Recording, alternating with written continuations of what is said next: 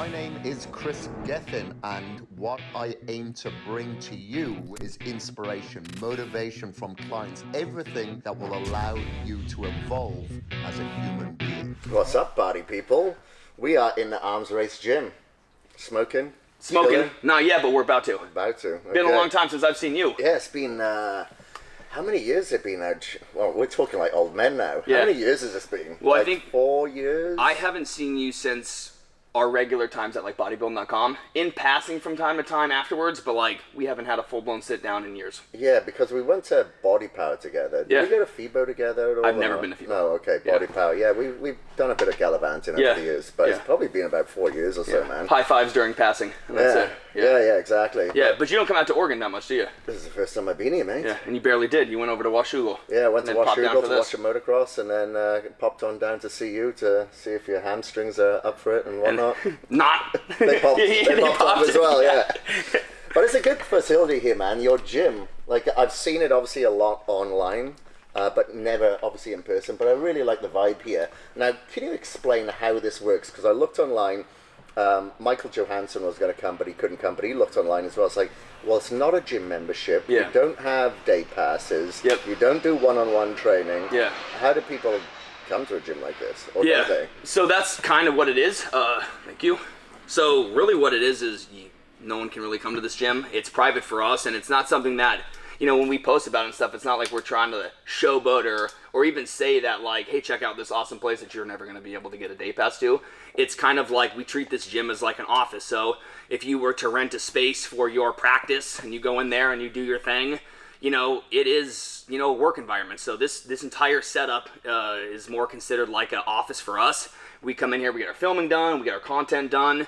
As we talked, it's like imagine going to a gym and you're like, man, I really want to put together a chest workout, and I'm traveling right now, or I'm in town, and for some reason the people that are at my gym aren't letting me do it today, or the front desk person's not, you know, feeling it, or your entire workout and content, which we all do online, is centered around somebody else at a gym. And not just out here in Oregon, you don't have a fun environment like that. It's not like you can go to all these gyms in like, you know, Florida or, you know, California where everyone's kind of on the same page. Oregon, it's like there's no real fitness community that's close. It's all spread out. And out here, it's like maybe we just end up doing our own thing, get our content done, protect what we do every single day, and that's kind of what we do here. So when people see it and they want to come in and train, we do the open gyms. As we were talking about before COVID, we did 2 or 3 a month, which was a lot of fun. But COVID kind of put the squash on things, and what we're doing now is just one a month, and what we do is $15 cash or 5 cans of food, and we donate everything to the Oregon Food Bank. So this is not a place where we want to make money. We're not trying to.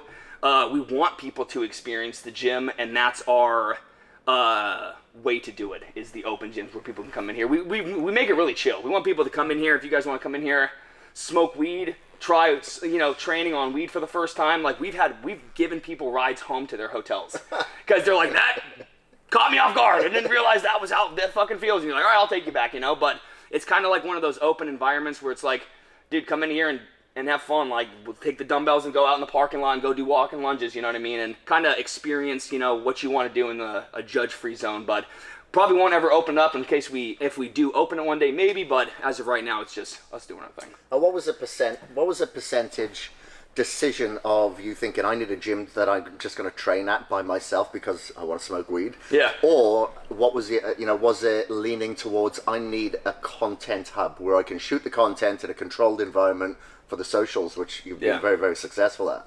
Yeah. So this whole thing actually started with kind of like a fallout. So when we were over at 24 Hour Fitness, we were getting in trouble for filming. This was years ago, right?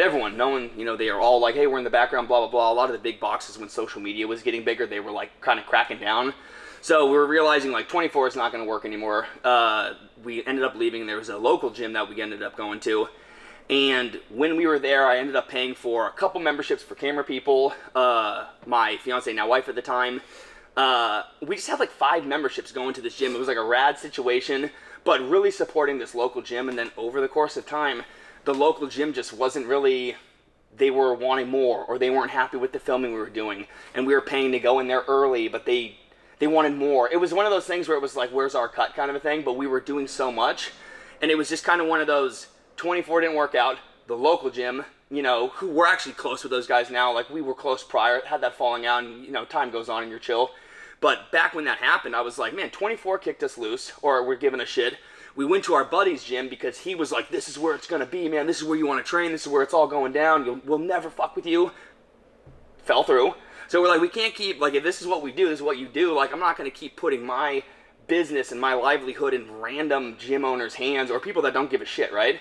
So we actually saw one time, I mean, it's a funny story, but Rob Bailey was coming into town years ago when he was trying to get his pilot's license. There was some program in Portland, and he posted, this before I even met him, and he posted coming to Portland, and he was like, I'm trying to find a cool gym to go to out there. So my gym that we ended up getting, leaving from, it's right over here in Hillsboro. I'll just fucking say it. It's Willpower. You know, I gotta say it. I'm not gonna fucking, whatever, right?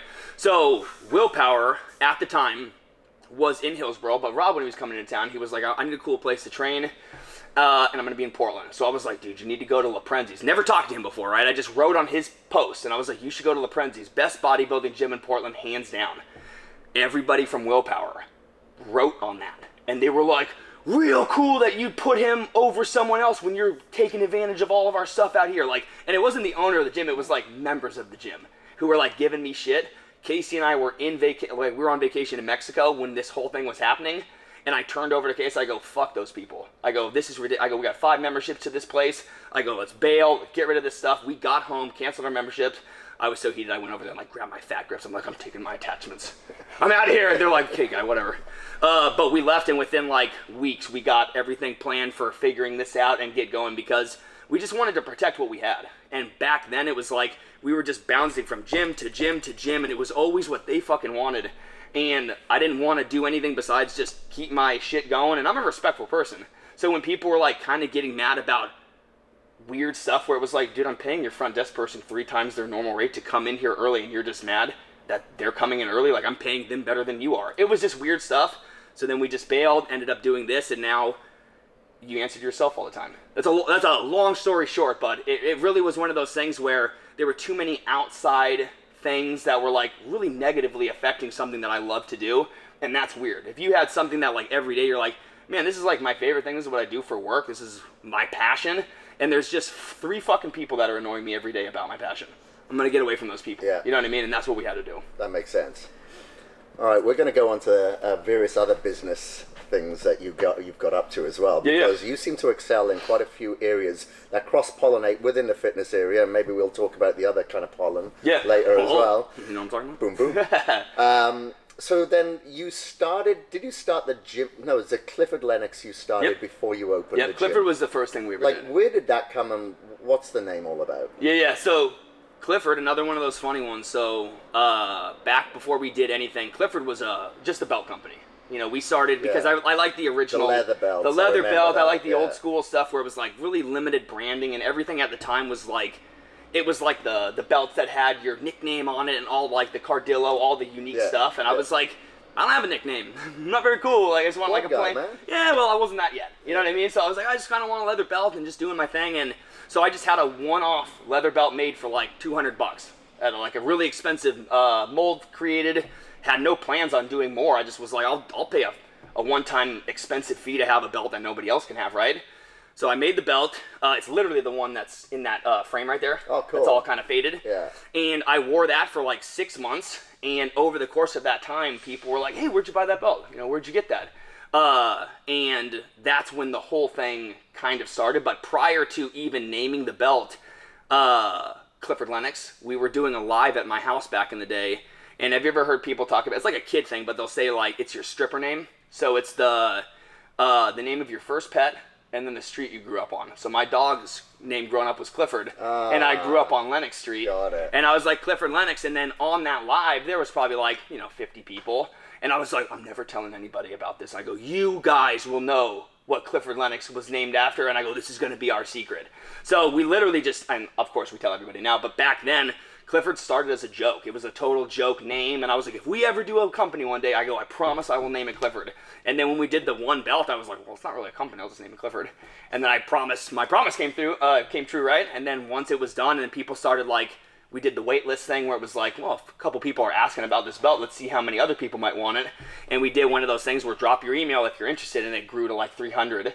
And we were like, oh, okay, that's the launch of our belt co, and then that's kind of how we grew Clifford, but started as a joke. Yeah. And, yeah, I know. I'd rather have more funny random shit like that than like, some intimidating bodybuilder style thing, whatever. And I think that's what attracts a lot of people to you. You know, you don't take yourself seriously, and you have a lot of fun in doing it as well.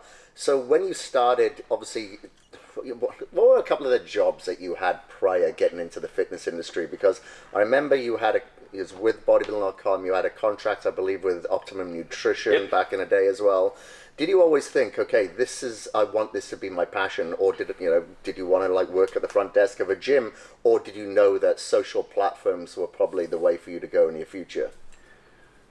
Yeah, so when I first got into fitness back in the day, there was no social media. I was like illegally grabbing stuff off of like, Kaza and Napster and stuff like that. So like you couldn't Google, Chris Gethin. You couldn't Google Ronnie Coleman. You couldn't do any of this stuff back then. There wasn't info. There wasn't YouTube channels.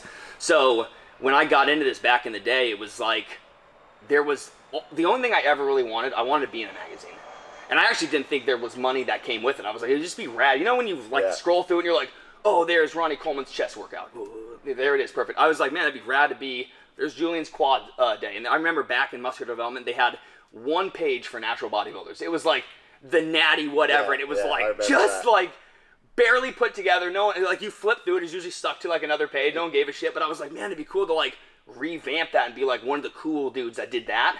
But there was nothing to strive for besides like being a pro. And like, I'm a realist, like I feel I'm stoked. I like how I look, but I don't have the genetics to do IFBB. I guess what it is like I could get to a certain level, but I see somebody like Coleman and the genetic freaks, and I'm one of those people that thinks genetics should like be rewarded in the bodybuilding world. Like, oh, if you're missing your biceps, you shouldn't win.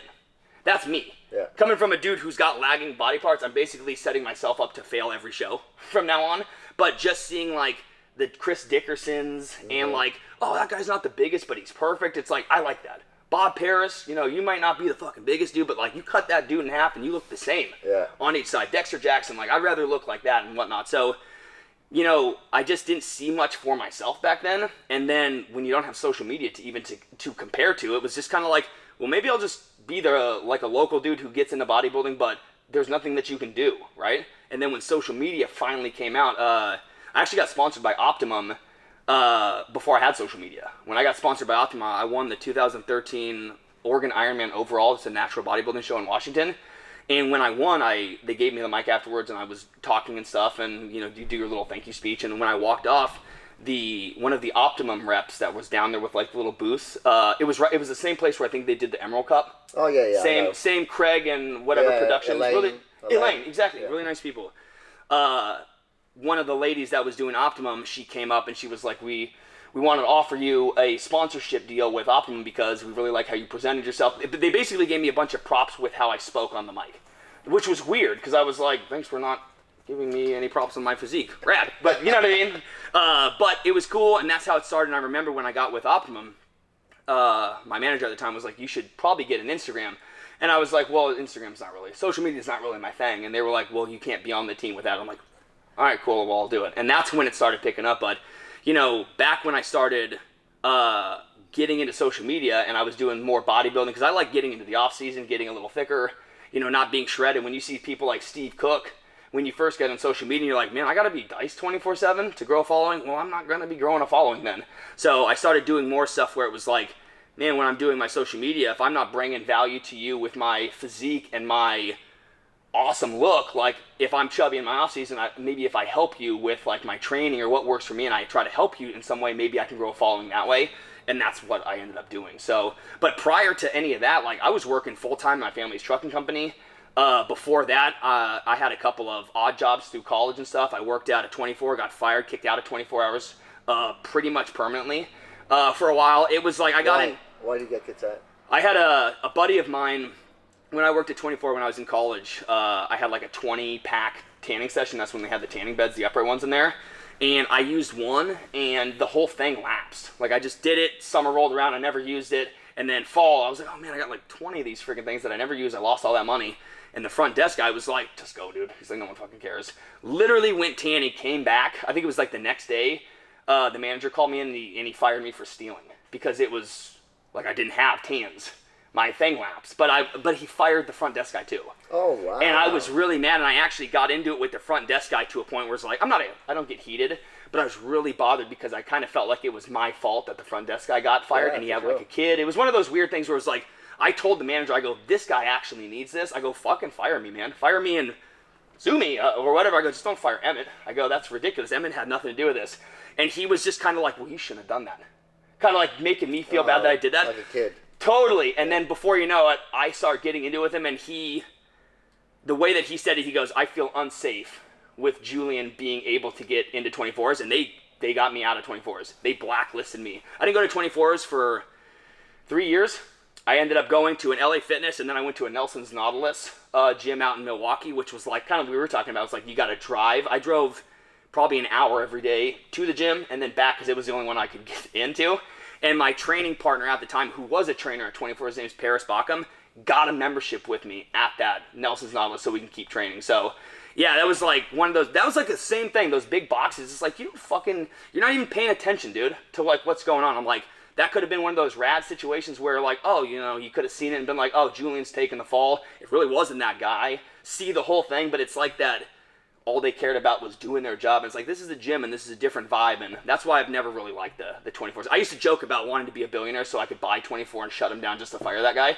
But he left like 6 months after like he fired me. I was like, this is not working out.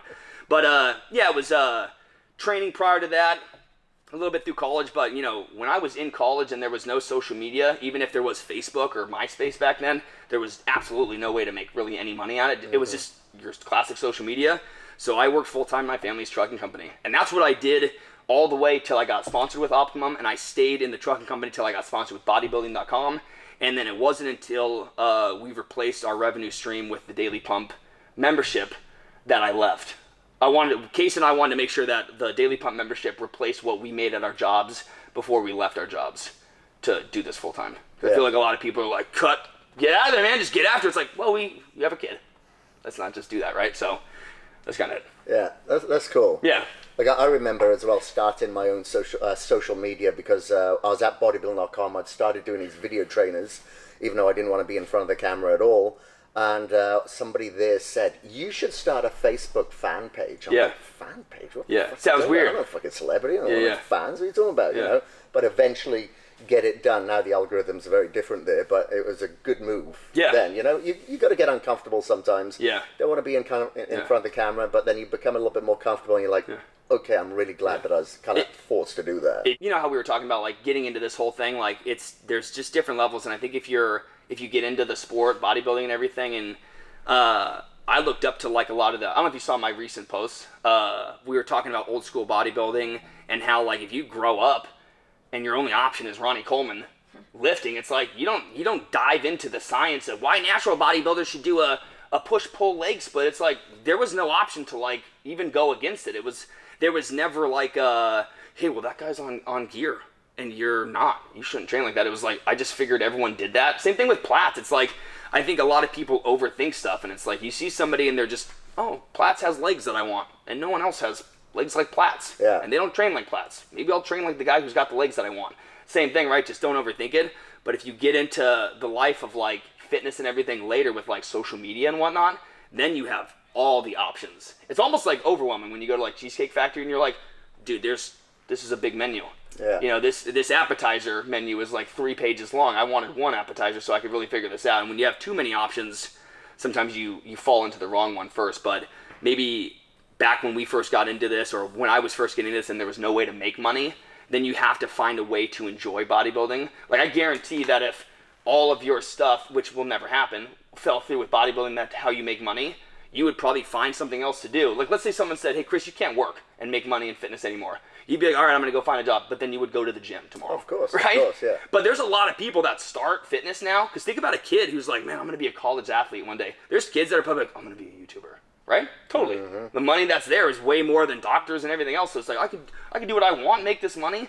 So then imagine being funneled down like a bodybuilding route because you're young and you're like, man, that'd be fucking cool to be built and make money from this. It's like, but it's painful. And you get hurt, and then you got to do it long term. So imagine doing bodybuilding for 5 years, and you're like, I don't even feel like doing this anymore. It's like, well, that's how you make money. And I feel like when I wasn't able to ever associate early on with fitness being fun or fitness being associated with money, then it's always going to be fun. Yeah. You know, and that comes from not being like, how old are you? 48 next month. Are you really? Yeah. Man, you look, I'd say 28. You say look like my younger brother. Jesus Christ. Because I'm with a wife half my age. That's right. Yeah. Keeps you young. So don't stop moving. Right.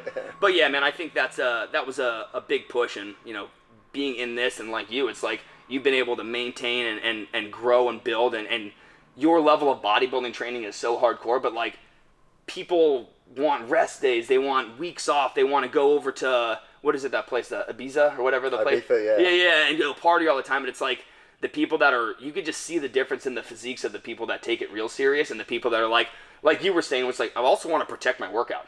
You know, I'm not just filming content in here. Like, I had to get rid of certain people to get the right training partner in here to make sure that like this is still happening, because the most important thing is me having a great workout and having fun, not getting content and not doing everything else. Because if you have a great workout and you enjoy what you do, then everything else falls into place. Yeah, exactly. Like, and you see that with a lot of people that have competed in bodybuilding and then they retire and then they don't go back to the gym. Mm-hmm. You know, it's like, why did you get it? Oh, they wanted the fame, they wanted the money, they wanted the glory, and maybe they did well financially out of it. Yeah. But it's a different necessity. I think for some of us, it is a necessity. It's a therapy, and it's enjoyable. Yeah. It's like a mental health thing. Yeah, of course. Yeah. Without a doubt. Yeah. Without a doubt. Like, if more prisons had more gyms, there would be less people going back into those prisons. Not only that, like, look at like the I was seeing something on one of those like history pages the other day on social media, and it was like, what was it? It showed like, I think it was like a Boise high school in 1960s, and it was like, they looked like they were in the military. It was like they were on the monkey bars, they were push-ups, they were all doing,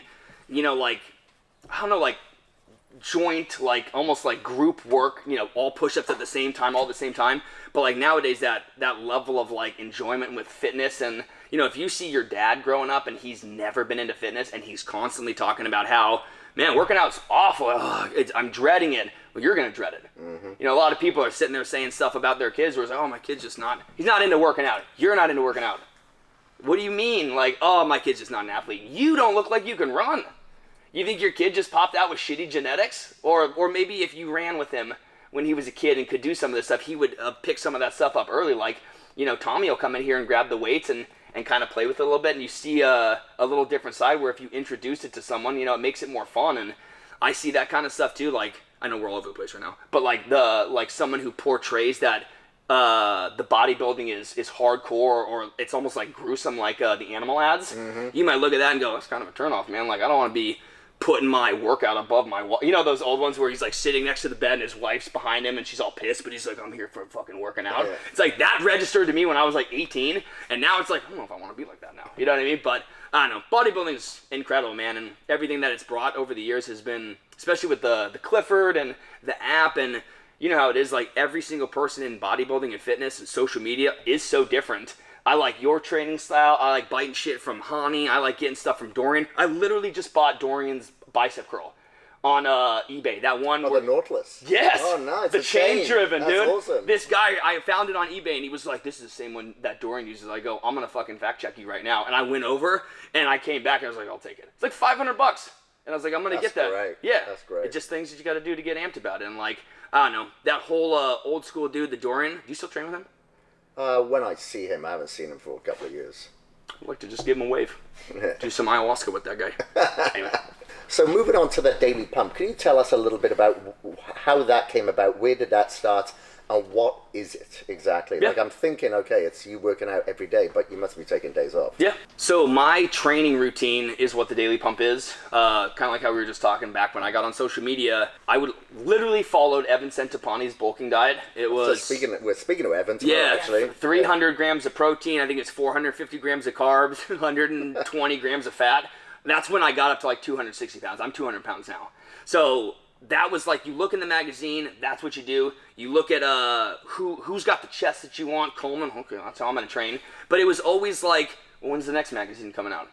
How many times am I going to do this workout? And this is the October, issue of whatever. Like, I need fucking the next one so I can see what the next chest routine is. And I'm like, there's no way he's doing this every day. And then I'm like, well, is he doing it every day? Then you start questioning everything and you don't know what you're doing.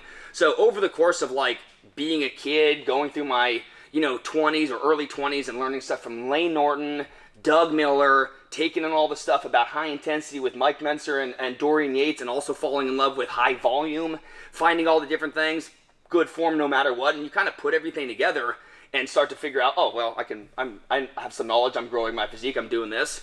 And once I started figuring out that, like, my training and everything, just like everybody else, once you find out something that works for you, I kind of thought about, like, all the kids that were like me growing up, where it's like, God damn, I spun my wheels for years. And if I just had this mentality back when I was 15 instead of 23, where would I be right now? You know what I mean? And I just thought back when we did the membership site, we were talking about, like, let's make something, bodybuilding's expensive, right? You got to get a membership.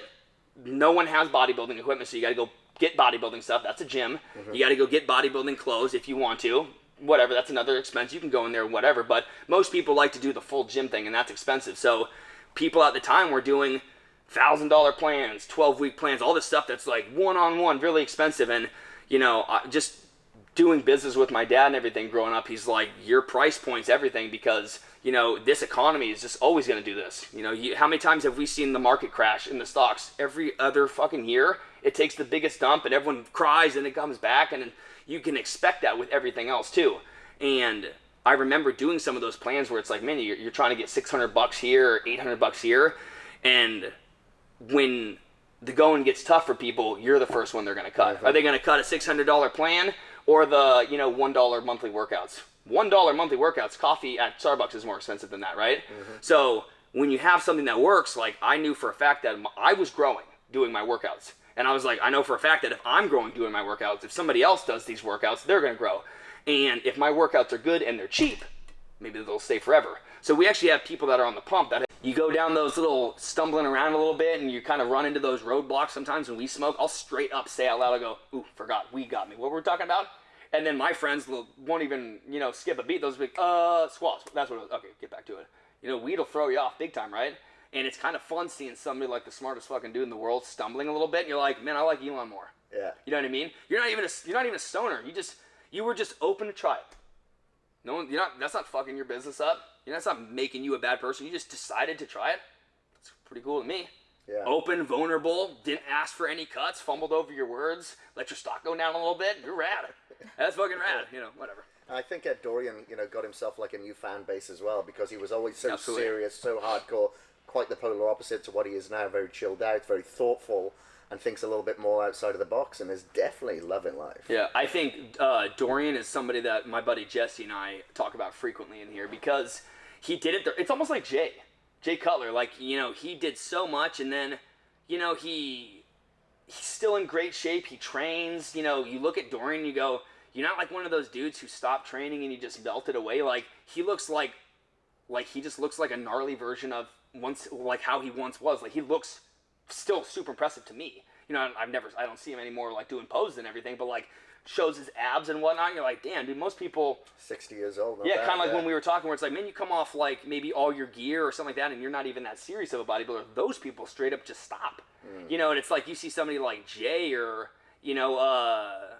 Dorian. It's like, man, you look like you kind of put more work into everything. You take your health and fitness more serious nowadays. So Dorian opening up the weed thing, and I mean, I think I'd say Arnold gave the glimpse to it with his little numero uno weed after the Olympia. But like Dorian talking about it and going and talking about doing the ayahuasca and his experience with that, and there's something refreshing about somebody that says something like, I think you only need to do it once. I did acid when I was in Colorado, and it was one of the coolest experiences I've ever had. And I literally walked away thinking, probably do that once a year, max. Yeah. Don't want to do that again. You know what I mean? It's you just kind of know. And then weed's one of those ones where it's like, dude, you come off it and you're like, oh, I'm not high anymore. Well, let's go to the store now. You know what I mean? It doesn't ruin everything. So it's like you kind of see everything. But when you see somebody like Dorian and you're like, oh, or he's talking, he's like, oh yeah, we were vomiting and throwing up and we're sick as hell and probably wouldn't do that again. You're like, but you did it. That's rad. Like that's a scary thing to like kind of cut your mind loose and being like, run with it. Let's see where this goes. And that's something that I want to do too. So when you see somebody like Dorian or these dudes where you're like, man, you're so straight laced and you train in that dungeon of a gym for freaking your entire bodybuilding career and just wanted to do your thing, and you have probably more in common with all these fitness people than the other guys that showed everything, right? Like, I feel like I have more in common with somebody like Dorian with his lifestyle and his, like, thought process in mind than the Venice Golds dudes. Yeah. Right? I don't even know how to describe that. It's like, I like the vibe of, like, the beach bum bodybuilder, like, hey, I'm smoking weed in here and I'm fucking taking this serious too. But just something about, like, as hardcore of Dorian's vibe was, to be that into drugs too, it's like, I don't want to say it makes me want to do drugs. Kind of makes me want to do drugs. All right, well, we'll finish this off now, but before we do, just out of interest, do you microdose anything, you know, whether that be LSD or psilocybin or anything like that? I want to do psilocybin. So Casey's tried it a little bit. I've tried shrooms, and I like it. I think what I've heard from a lot of people is what you get from mushrooms is what you want from weed. I hear that a lot. It's like, because when you smoke, I mean, it truly is like it's like a pastime. It's like when you go smoke with your buddies, you grab your cig and you go smoke, right? If Jesse and I are smoking a joint, you grab your joint, you make kind of a thing about it, right? Yeah. But like if you can wake up in the morning and take your little pill, your capsule, and kind of move on with your day, and you feel it like you would like an Adderall or like an energy drink or something like that. You know, what's really cool, have you done shrooms? Yeah. Microdose? Yes. Do you microdose now? Yes. Do you enjoy it? Yeah. So I've a few people, because I'm so into weed, have had sit downs with me and they're like, you would love shrooms because it gives you what you're shooting for. Like you would, but that's the thing. It's like I'm kind of going back and forth with I enjoy smoking, but if I cut out that and put in the psilocybin, I just think that eventually I still want to smoke weed, but I think the psilocybin is what is going to be the. You can cycle that for sure. You know, you could do 3 days on. You could do maybe 1 day of like LSD. What's your favorite? I mean, in feeling wise. Sorry. I'd say the psilocybin. Yeah. Yeah, I lean towards that. Psilocybin helps me a little bit more with focus. Let's say if I'm editing content, I'm focused a little bit more on that editing process. With the LSD is a little bit more creative, I find. Oh, okay. You know, if I want to be a little bit creative, I've got to think outside the box. Let's say we're planning something for next year. Yeah. LSD. I will say LSD was pretty, it felt very earthy. Because when we were in Colorado, we were in Breckenridge, and it's just forest. So we went out to like this. We were with Hayden Schneider, Katie Hearn's husband, who owns Alani. Yeah. We did like a guys trip, and they invited me out, him and his brothers and some of the other dudes in the industry, and we all take acid, LSD. So we walk out, and I've never done it before, so I was like, hey, if I die, my wife's gonna be fucking mad. You know what I mean? So everyone's like, oh, don't worry about it, man. So we go out there, and I'm with a bunch of people that I really like. They're not sketchy at all. So I was like, okay. At least if we all go down, we're all going down, right? So we all walk out there, and it is, man, it feels really nice. And just before you knew it, I kind of like looked up, and no one was around me. I was by myself. And I looked, because we were on like imagine like a gravel kind of a hill, and then it was like an undeveloped subdivision in Breckenridge where we were staying in our Airbnb. So we were on this little plot, but around us was forest. You could just see the hills and mountains. It was beautiful. But all of a sudden, I'm like looking around, and like, we had 5 guys with us, and we were all on different points of the mountain facing away from each other.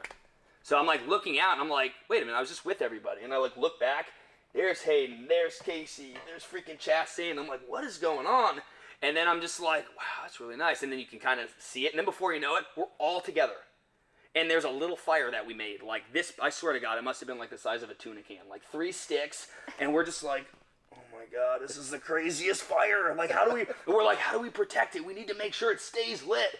And it's just the stupidest thing, but we were just like all doing our own weird experience, like taking in like the scenery, and then we're all really amped in this tiny little fire, but it was like, it was appreciation, the best way that I could describe it. Like the whole time I'm like, this is like, we kept saying over and over, I'm so glad that I'm here with you guys. And it was like the weirdest, like, all these dudes are just yoked and all big, and they're just like, man, I'm really glad we're doing this together. It's like a stupid fire. But like that level of earthy and like, what did you say? The word that you said was like the best way to describe it with the LSD. Creative. Yeah, your mind's going in a good way. And that's what I really like. And I think with the weed and what I would potentially see with like the psilocybin is the chillness. That's what I've heard, because I like when I smoke, I like the idea of like, it's kind of like it's all good. Like that's my favorite thing. Like, even my lifestyle growing up, I feel like that's why weed complements it. Like I don't like arguing. Like if it's really not that big of a deal, I really just don't care. It's like to get amped up to get our whatever's elevated. That's just like not my thing. So getting into something where it could like kind of keep me at that level at all times. That's kind of what I've heard about the shrooms, but I have to talk to you about your Let's setup talk and about everything. Yeah, for sure. Do you do capsules? Yeah, I do the caps. And the LSD are like drops. Do like 20 drops under your tongue. 20? Yeah. Well, that's what I thought. How many servings a bottle? When I was told it was 20, I was like, I'm going to start with 10. And then when I was at 15, I was like, okay, this is okay. I'll do 20. Yeah. So, one of the reasons what I like behind it as well is like the neuroplasticity. It's good for the brain health, I find, So that's one of the reasons behind it as well. But anyway, we're going to get into this leg workout now. I think Sunshine says, the reason why Julian wasn't doing a leg workout is because he's pussying out. Yeah. Sounds but I'm right. going to say, well, hamstrings hurt, quads are fresh. All right, I'll do some quads then, brother. But thank you very much for your time, mate. It's an absolute pleasure. Thanks for coming out, man. Yep. And if people do want to find you, they want to contact you, they want to talk, obviously we'll put the links to everything that we spoke about in the show notes.